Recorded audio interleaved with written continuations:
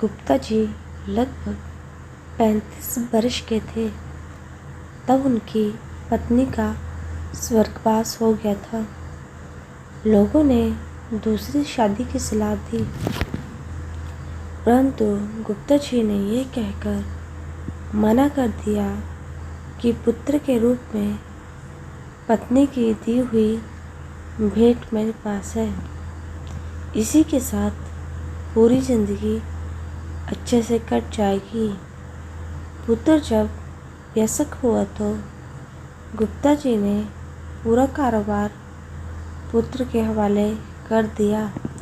स्वयं कभी मंदिर और ऑफिस में बैठकर समय व्यतीत करने लगे। पुत्र की शादी के बाद गुप्ता जी और अधिक निश्चित हो गए। पूरा घर बहू को सुपुत्र कर दिया।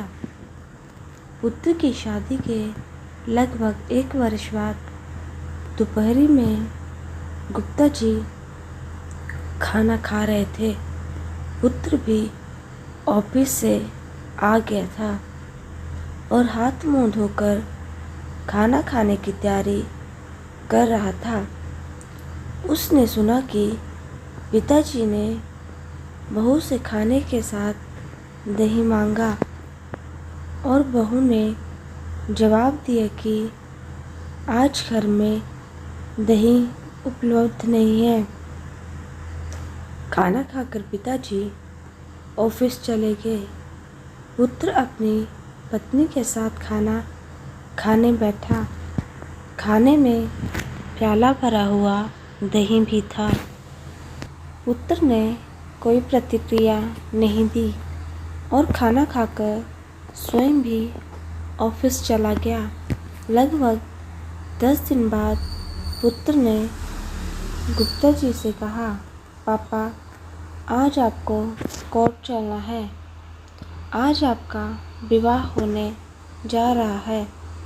पिता ने आश्चर्य से पुत्र की तरफ देखा और कहा, बेटा, मुझे पत्नी की आवश्यकता नहीं है और मैं तुझे इतना स्नेह देता हूँ कि शायद तुझे भी माँ की ज़रूरत नहीं है।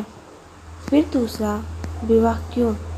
पुत्र ने कहा, पिताजी, न तो मैं अपने लिए माँ ला रहा हूँ न आपके लिए पत्नी। मैं तो केवल आपके लिए दही का इंतज़ाम कर रहा हूँ। कल से मैं किराए के मकान में आपकी बहू के साथ रहूँगा तथा ऑफिस में एक कर्मचारी की तरह वेतन लूँगा ताकि आपकी बहू को भी दही की कीमत पता चले।